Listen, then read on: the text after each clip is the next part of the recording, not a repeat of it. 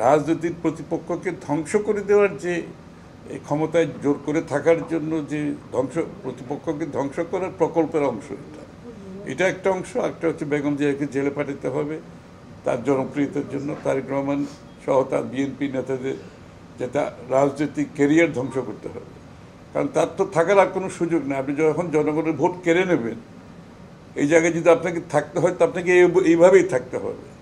আপনি প্রতিপক্ষকে ধ্বংস করতে হবে, সংবাদ গণমাধ্যমের গলা টিপে ধরতে হবে, আপনি রাজনৈতিক কর্মকাণ্ড করতে দেবেন না, মিথ্যা মামলা দিয়ে জেলে পাঠাতে হবে, গুম করতে হবে, খুন করতে হবে, আপনাকে পুলিশের কাস্টডিতে লোক মারা যাবে, জেলে বিনা চিকিৎসায় লোক মারা যাবেন। বেগম খালেদা জিয়াকে চিকিৎসা না দিয়ে অলমোস্ট মৃত্যুর কাছাকাছি তো চলে আসছে।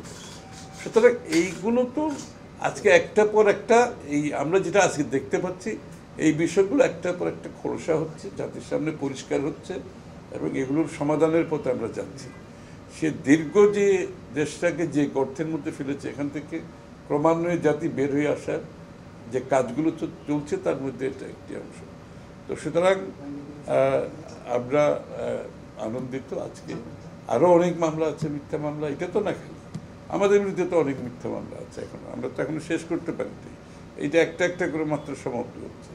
সুতরাং জাতি যে মুক্তির পথে আমরা যেতে চাই, আমাকে তো এই চ্যাপ্টারটা ক্লোজ করতে হবে।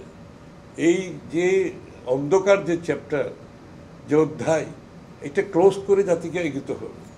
তো আশা করি আর আমাদের আরও প্রায় 60 লক্ষ নেতাকর্মীদের বিরুদ্ধে মামলা আছে, এগুলোও একটার পর একটা চলছে ক্রমান্বয়ে। মিথ্যা মামলা, বানোয়াট মামলা, গায়েবী মামলা একটা শব্দই বের হয়ে গেছে, নতুন শব্দ বাংলাদেশে, বিশ্বের কোথাও আছে কিনা আমি জানি না। তো সুতরাং এইগুলোর থেকে মুক্তি, তো এই কয়েকটি মামলা হয়েছে, এতে আরও অনেক মামলা আছে, এগুলো থেকে আমাদের সকলকে মুক্তি পেতে হবে।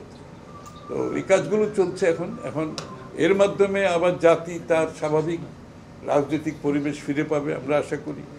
রাজনৈতিক প্রতিহিংসার শিকার হয়ে কাউকে এইভাবে জেলে থাকতে হবে না, মৃত্যুর সাথে লড়তে হবে না, বিদেশে থাকতে হবে না, দেশের মধ্যে পালিয়ে থাকতে হবে না, মানুষ স্বাভাবিক জীবনযাপন করতে পারবে, সেটাই সকলের প্রত্যাশা।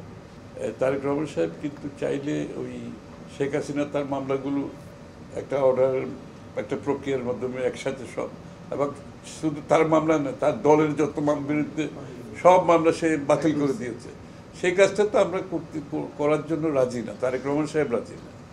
তারেক রহমান সাহেব চাচ্ছেন আমরা ডিউ প্রসেস অফ ল মামলাগুলো শেষ করতে হবে, সেই জন্যই অপেক্ষা করছিলেন। নাইলে তো ওই এক অর্ডারে শেখ হাসিনার মতো করতে এটা আমরা পারতাম। ওনার তো সেই উদ্দেশ্য থাকলে উনি সেটা করতে পারতেন, তাই না? তো উনি তো সেটা চাই নাই বলে তো উনার পুরো একটা ডিউ প্রসেস অফ লর মাধ্যমে উনি যেতে চাচ্ছে। শেখ হাসিনার মতো ওই প্রক্রিয়ার মাধ্যমে করতে গেলে এর মধ্যে আবার আরও অনেকের তো মামলায় কিছু ওই প্রক্রিয়া শেষ হয়েছে, তাই না? উনি তো সেদিকে যেতে চাচ্ছেন না। উনি চাচ্ছেন আমরা আইনের শাসনের কথা বলছি, আবার সাথে সাথে যদি আমি এই ধরনের একটা প্রক্রিয়ার মাধ্যমে একসাথে সব একটা খালাস করে দিলাম, এটা তো একটা ব্যাড প্রেসিডেন্ট হয়ে যাবে দেশের জন্য, আর উদাহরণ খারাপ হয়ে যাবে, খারাপ একটা উদাহরণ সৃষ্টি।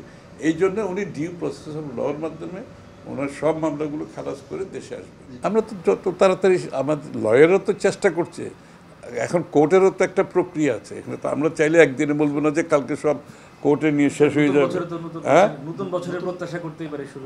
আশা করি সবাই তো, দেশের মানুষ তো ওনার অপেক্ষায় আছেন, আমাদের দলের নেতাকর্মীরা ওনার অপেক্ষায় আছেন, দেশের মানুষ ওনার, যার নেতৃত্বে বিদেশে থেকে যে এত বড় আন্দোলন করতে পারে, নেতৃত্বে যার নেতৃত্বে উনি সমস্ত জাতিকে সংগঠিত ঐক্যবদ্ধ করেছেন, এই মানুষটার আজকে এখন দেশে নাই।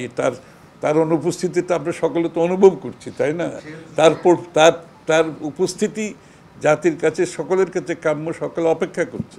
আমরা তো আশা করছি, আমরা সবাই ওনার অপেক্ষায় আছি যে দেশ জাতি, আমরা বিএনপি নেতাকর্মী তো অবশ্যই আছে, কিন্তু দেশের মানুষ, যেই মানুষটা না এইরকম আন্দোলনকে একটি জায়গায় তুঙ্গে নিয়ে গেছেন নেতৃত্ব দিয়ে, তাও বিদেশে থেকে, সেটা তো একটা বড় ধরনের একটা আমাদের রাজনীতির অভিজ্ঞতায় জীবনে এটা বাংলাদেশের জন্য একটা উদাহরণ সৃষ্টি করেছে। তো ওনার অপেক্ষায় তো থাকা স্বাভাবিক, আমরা সবাই আছি। তো এটা আমরা সবাই তো চাচ্ছে দ্রুততম সবাই ওনার এখানে ফিরে আসুক, ওনার অনুপস্থিতিতে আমরা অনুভব করছি। একটা আনন্দের একটা ভালো সময় আজকে, যেখানে উনি খারাপ সময়টা এত কষ্ট করেছেন, একটা ভালো সময় উনি দেশে ফিরে আসবেন তাড়াতাড়ি, এটাই তো সকলের প্রত্যাশা। না, টাইম বলতে আমি তো বললাম যে আমাদের ডিউ প্রসেস অফ লর মাধ্যমে মামলাগুলো শেষ করার জন্য চেষ্টা করছি দ্রুততম সময়ে, এবং আমি আশা করি যে চেষ্টা করে দেন। কিন্তু কোর্টেরও তো একটা প্রক্রিয়া আছে, এটা তো আমরা তো আর কোর্টকে বলতে পারবো না যে এটা অমুক তারিখের মধ্যে সব শেষ করে দেয়। কোর্টের প্রক্রিয়া চলছে, প্রক্রিয়ার মাধ্যমে যত তাড়াতাড়ি সম্ভব আমরা চেষ্টা করছি। বিএনপির আমাদের যারা লয়ার আছে তারা চেষ্টা করছে।